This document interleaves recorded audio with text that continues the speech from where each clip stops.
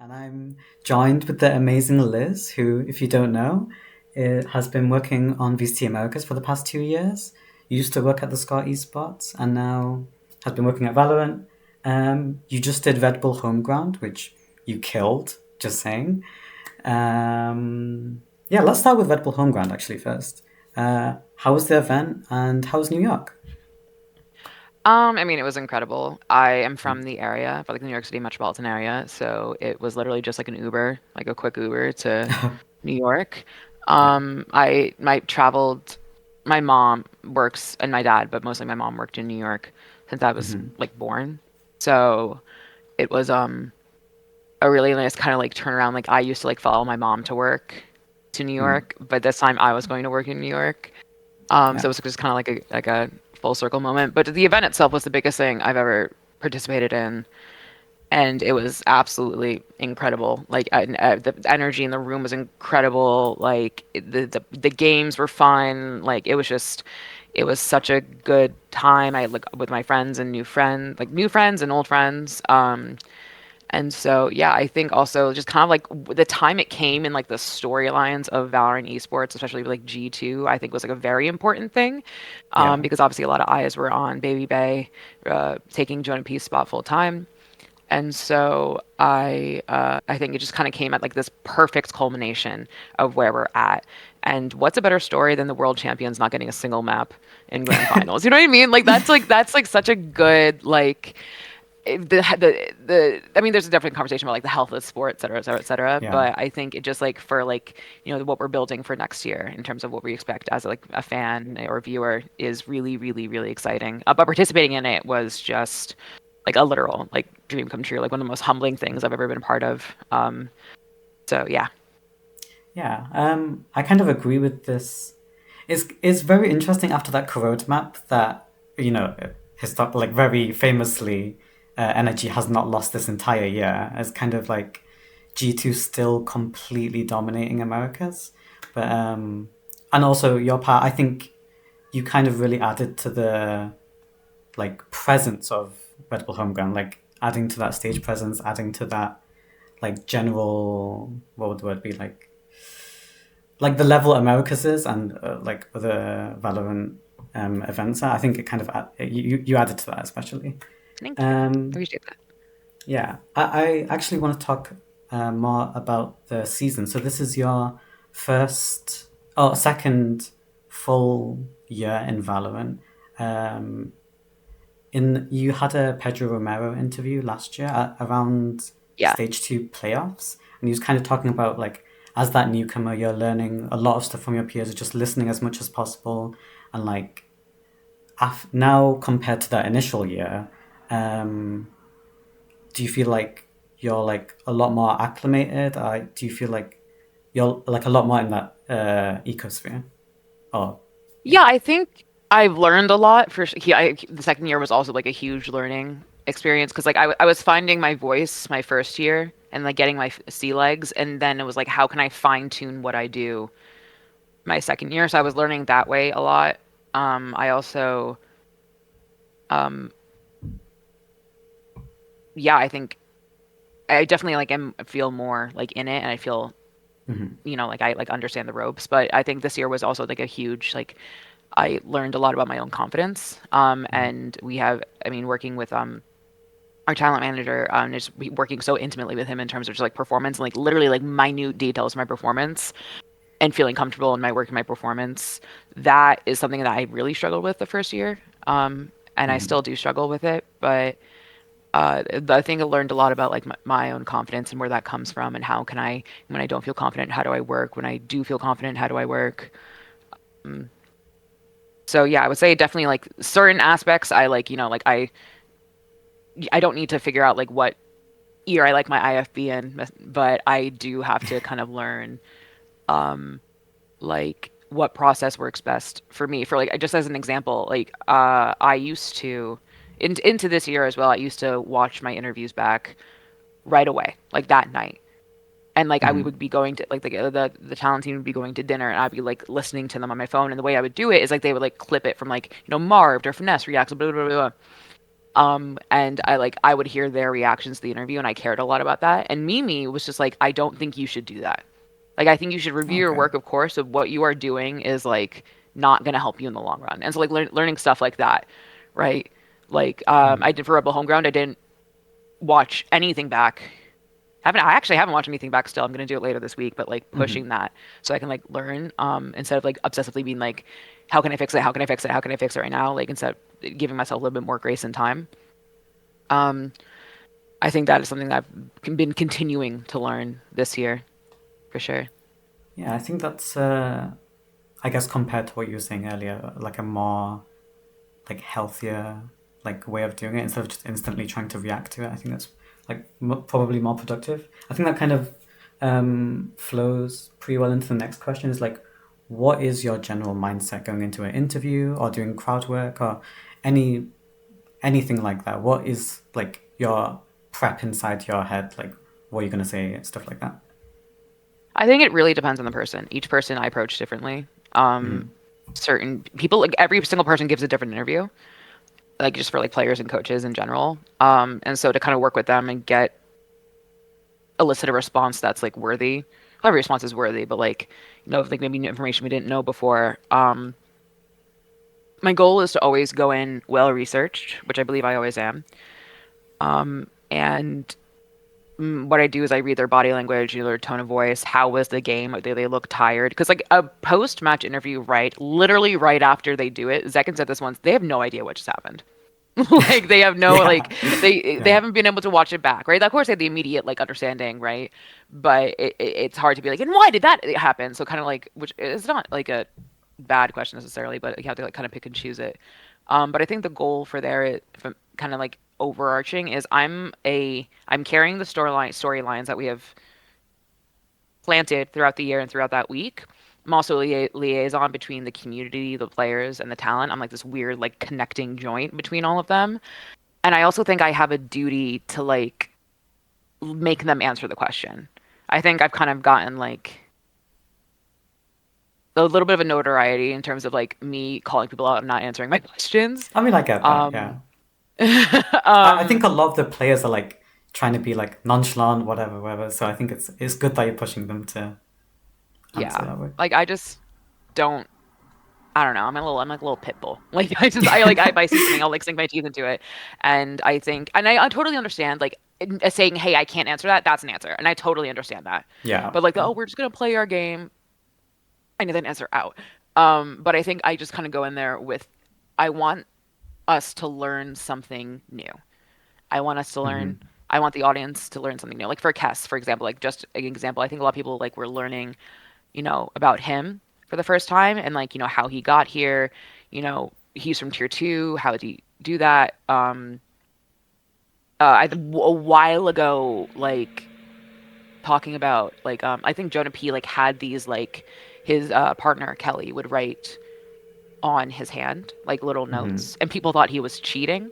And so like being that liaison, being like, no, these are like notes from his girlfriend. So I like Yeah. pointed it out and like had him like do stuff like that. I think it's kind of like the you kind of in a big amalgamation of all of that, and each person is you approach it just how like because each person speaks differently. Like just as an example, like I told someone, I think I actually told Boser this at Red Bull Homeground. Zekin, for example, is very, very smart about what he says. But if you get him to talk for more than 5 seconds, he gives like really, really interesting stuff at the end they wouldn't have done otherwise. Hmm. So I like you have to like spread out. You have to make sure his answer has to be long. Like you ask him something to explain because then he like has some really like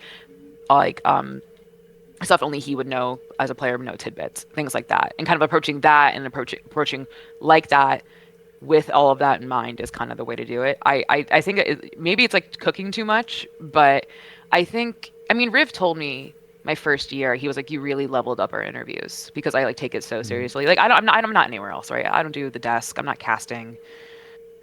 So it's really important for me to like make my moments count and make this moment count. I want to make the Hmm. interviews count. It's not just a deliverable for Verizon, which is great. Keep on delivering them, Verizon.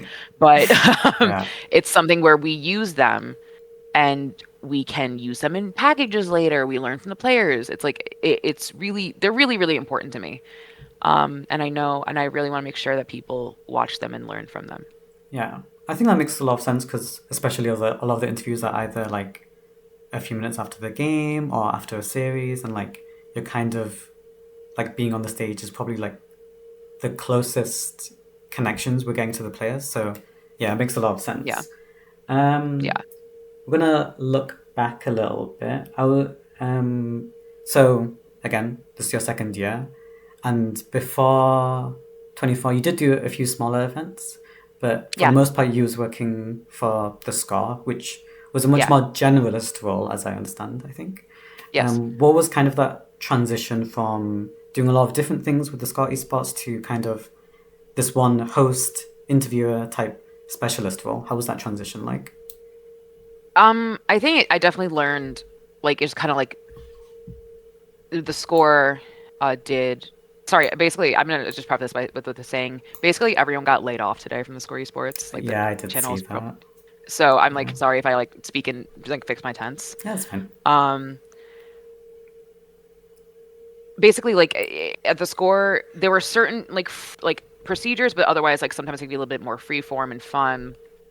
And I think um, learning what the like formalities of broadcast work was important. And also how am I producing for this versus this? Like that's different productions, right? So like how am I what am I pitching for either? Because I wouldn't when I worked at the same time, like I wouldn't pitch it's like similar things to both because we had different it was different mediums, it was different avenues.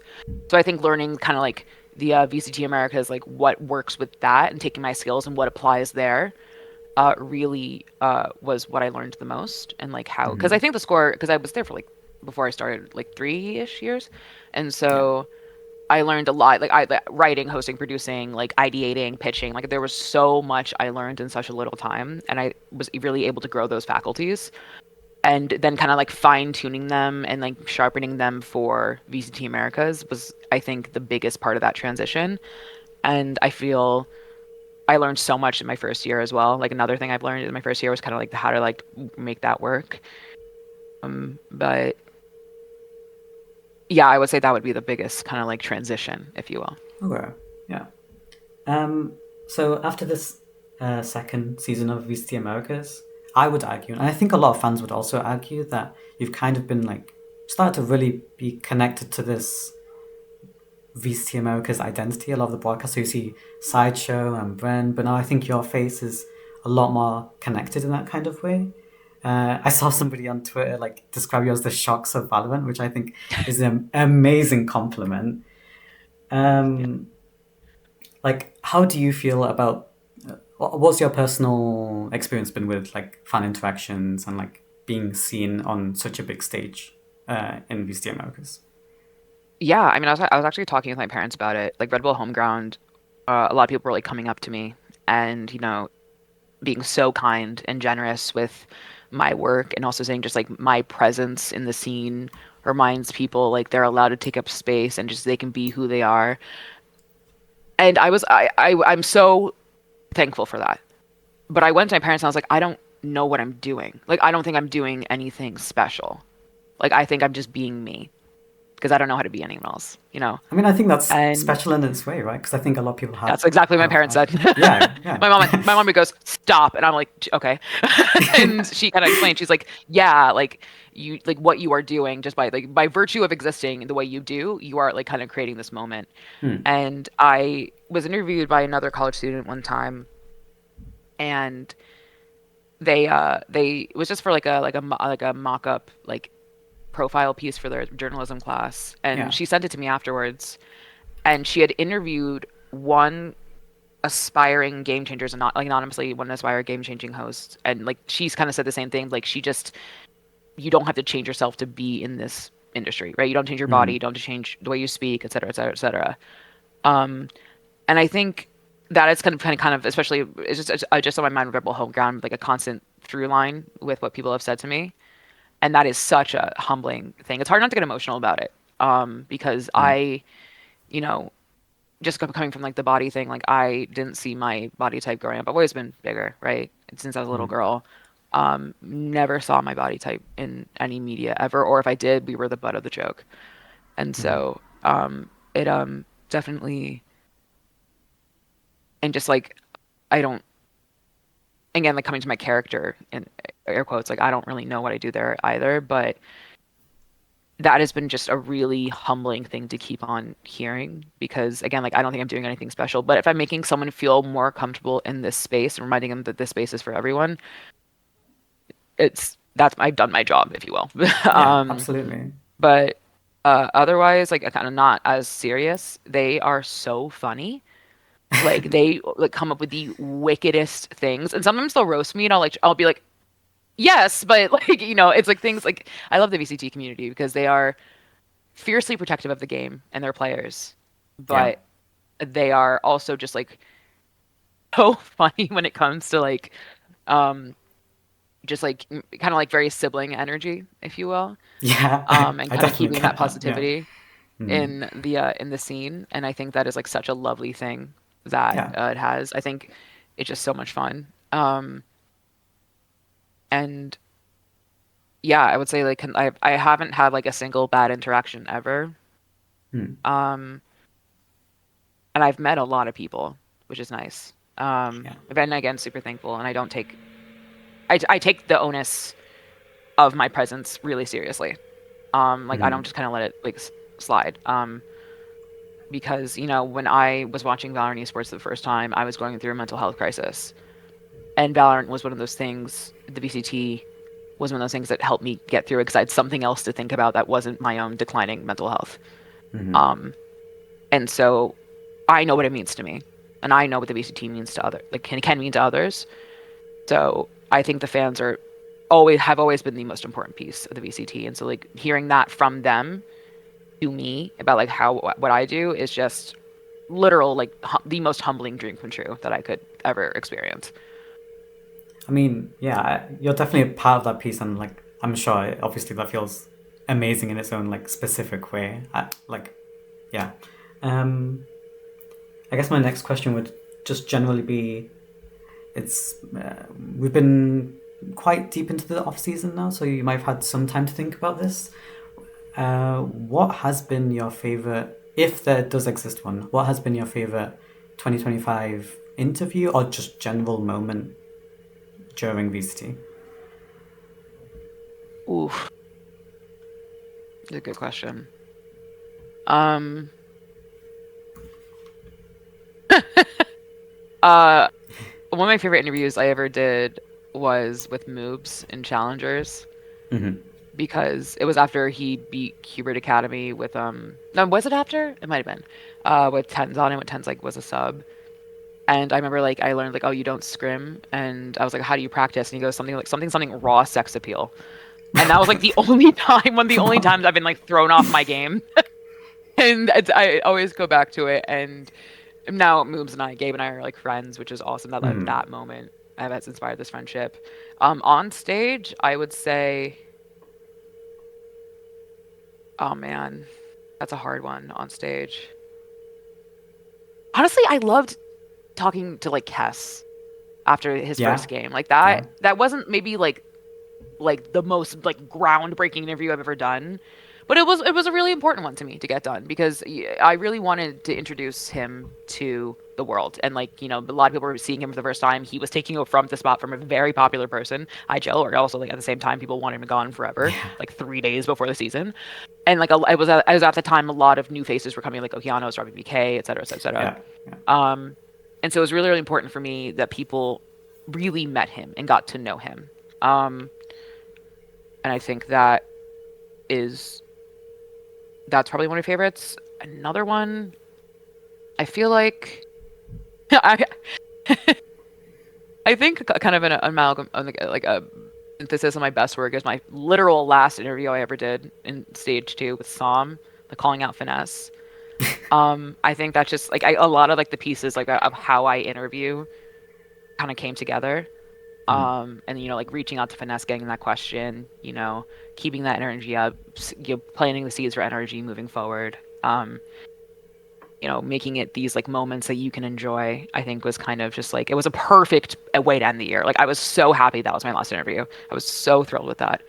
I Um, mean, it worked even better considering they're world champs now. But I know, right? yeah, Like, yeah, um, And like I remember like it was just because also Sam said to, like I was his first post match interview in a while, and it's important we want to make sure we hear from everyone like cycle through.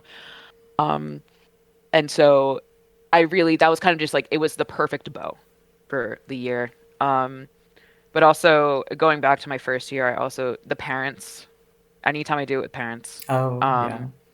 that I'm a parent's girl through and through. I'm a daddy's girl, mama's girl, and so those because also like I think there's this kind of this like weird, not weird, that's the wrong word, but there is this idea that parents will not support their child's journey in this industry for how volatile and Mm, how insecure it is.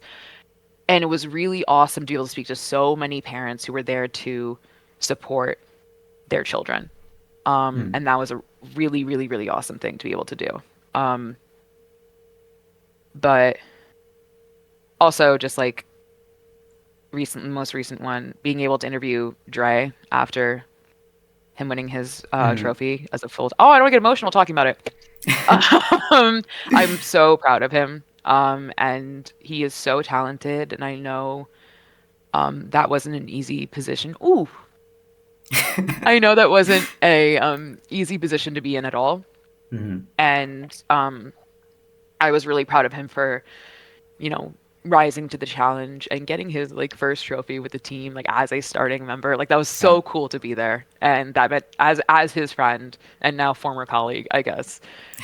It meant so much to me to be able to be part of that moment. So I would say all of those. I think if I had to name a couple.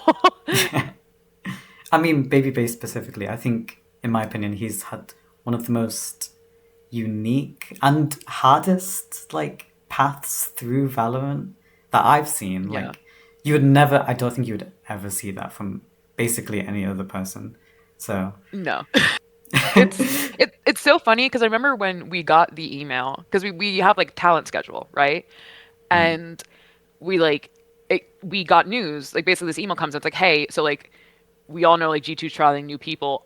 Baby Bay is one of them, so here's the changes in the schedule. I was like, what the hell do you mean Baby Bay is one of them? And he was spoken before, like obviously he was incredible on phase. Like we knew he had tier two uh, offers. I thought he was really doing like growing so much in his color casting. But he said to me like one time he's like, I want to be top 500 Radiant so I like can like make content about like, oh, I can beat you guys. I can take any of your places. And it's so funny how that's come true, but I he's just that know guy. he is that guy, and he's also one of the most like sensitive, kindest, Mm, empathetic people I know. Full stop. And he, it is really awesome to see this resurgence, and just like some. I don't know if he thought his career was done. I don't know if he was mm, ready to hang it up ever. If he was ever going to consider any more offers. But to be chosen as a sub for Leaf and to prove so many people wrong. Um, like I remember when the Twitter contract database updates. yeah, yeah. I remember when that updated, and I was ready for everyone just to be like, "What the fuck?" Like everyone to be so confused. Um, but it's been such a pleasure to watch his rise, and that's why that interview meant so much to me. Mm, Um, because just like all of that together, and I hope they're the first of many, many more. yeah. I mean, definitely chosen a great moment. Um, So you've obviously been a host and an interviewer for these past 2 years and really specializing in that. Do you have any interest in casting or desk analyst or anything of that variety? Like if they need me to. Okay. I don't know. I think I found my home when I found my niche, I right? would agree with Like that. Yeah. Yeah. I mean, I could analyze. I think when people something it was actually funny. Like people don't expect me to like know about the game. Like I remember when I was hosting the promo relegation game, someone like DM'd a friend of mine in the scene was like, "Who is this?" And was like, "Did they just you talk to them?" And then they were like, "No, she like works hard. She watches the games." Oh, So wow. I do have like Yeah. I think about game theory a lot in that way, Oh, which also kind of informs how I approach questions. And I also have a lot of opinions because I'm just me. So if they ever need me to be an analyst, if they ever need me to be play-by-play or color, I am there. I can talk very, very fast. I'm from New Jersey. But I also feel like we have like such world-class talent in that arena right now. Like Dryad, honest to God, is one of my favorite broadcast talent in the world Oh, because she is yeah, so yeah. good at what she does. And like anytime I see her on the analyst desk, she is so smart and it is such a pleasure to work with her and she just gets it. Mm-hmm. Um, and obviously Bren and Josh, obviously Uber and Wyatt, Christy and Mimi, Vans, Riv, Doug, and question mark, no. Like everyone Yeah. I work with is so good, and they all have their own ways of doing it. I learn so much from them. Mm, Um, Even like GB, like as someone I just watch in awe constantly, and it was such an honor to be like his like counterpart in mm, Red Bull Homeground. Um, but yeah, I think if they need me to, but again, I do think we have the best people in the world taking care of it. yeah, If fair there's enough. like an emergency sub day and they're like, Liz, only you can do it, 50% chance I say no. But like also like y'all do whatever you need to broadcast. But yeah, I think it just really depends like if they really need if someone needs like a play by play caster like right now or like a little event, that's not going to hurt anyone. But I Mm, think, in terms of like, casting at VCT Americas or casting Masters, I don't know if that ever will be in my future. all right. Because also I like to be really good at what I do, and I don't know if I would be good at it. So, and I think that's the hard part is like yeah, I could try it, but I might be actually like dog, and that's embarrassing. I mean, yeah. But yeah, If you found your specialist, I understand that. I can get that. yeah. So GCC just started today. We watched.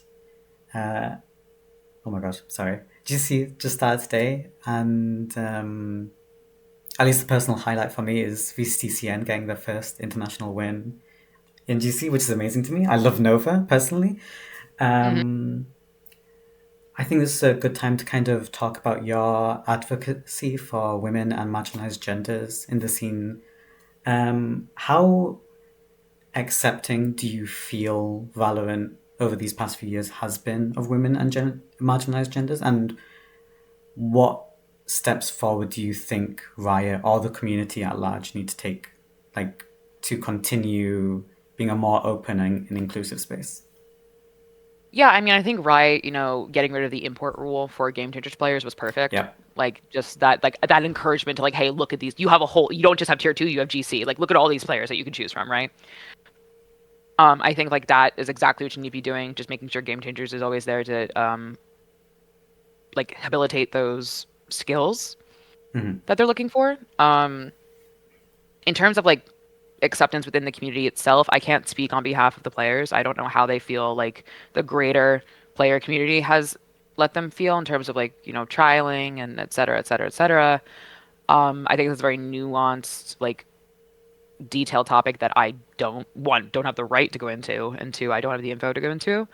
In terms of like greater kind of overall, um, yeah, I mean, I think that's one really cool thing about Valorant is like it's not about like the absence of anyone. It's about the presence of folks, right? It's about the presence of women. It's about the Hmm. presence of non-binary folks, about the presence of trans folks, um, and kind of elevating that and protecting them and rooting for them is really, really important. Obviously, in every single community ever, there will be detractors and, you know, Yeah.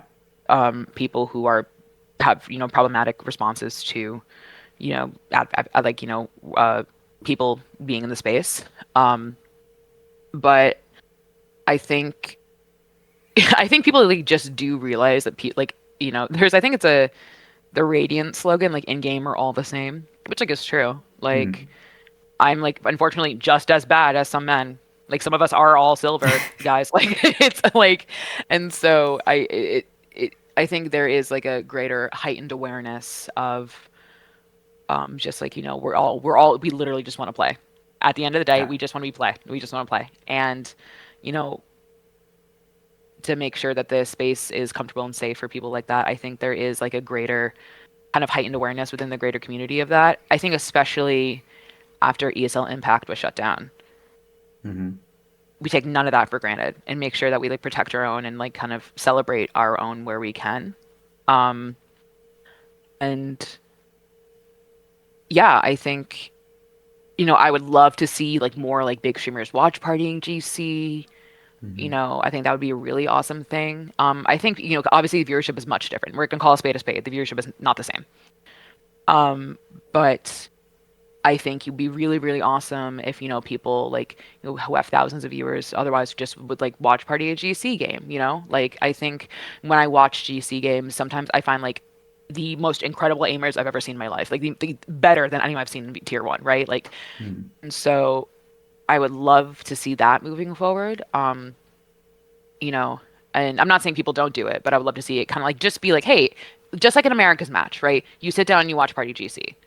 Um, and I think that would be so awesome and really help the scene because like how many times you watch like a game, whether it be sport or esports, and you see a player and you're like, I like that one, right? Like you're Mm. like you connect with one, you see one, you like their play style. GC is just as capable of Yeah. doing that, and I think it just doesn't. The kind of door needs to be opened by these folks who have the tools to. I don't know what the right way of doing that is besides just like politely asking them. But um, I would love to see that more because I think that would really, really help. It really does go a long way when like cis dude says, "Hey, I'm gonna watch Party GC." Wow, that was a really cool play. Like that goes such a long way. It's such a like Yeah. minuscule thing when you like actually look at it, but it's like the butterfly effect, right? Like one flap of the wings changes the entire world. It does like genuinely change minds and outlooks. And yeah, I would love to see that. And I think I don't know, again, I don't know exactly how besides asking how the way of going about it is, but yeah, I would say all of that. Yeah. I would generally agree. I think community sentiment is very like pushed by a lot of co-streamers or content creators. And I think I understand why you're Yeah, saying that, and the kind of a lot of their views would be like filtered through like a Tariq or FNS or any of those guys. So I think, yeah, yeah, that makes a lot of sense. Um, yeah.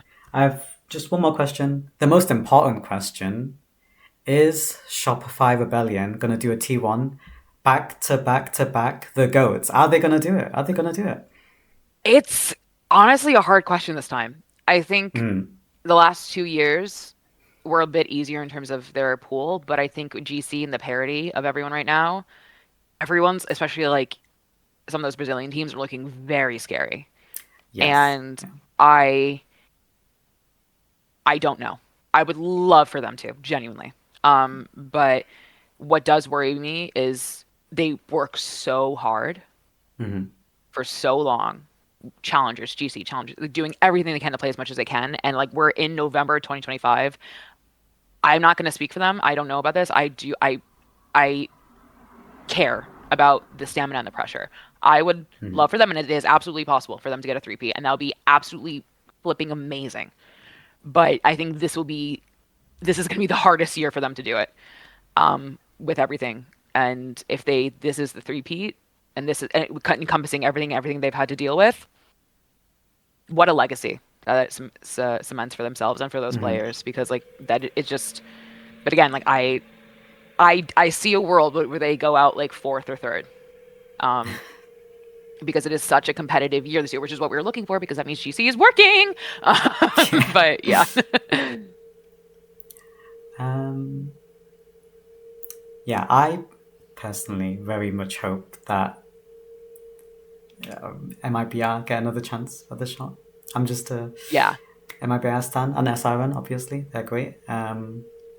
they're Yeah, I looking think scary. that's They're looking very they scary. are looking very scary. I think that's all the questions I had for you today. Thank you so much for taking the time again. Yeah, thank you so much.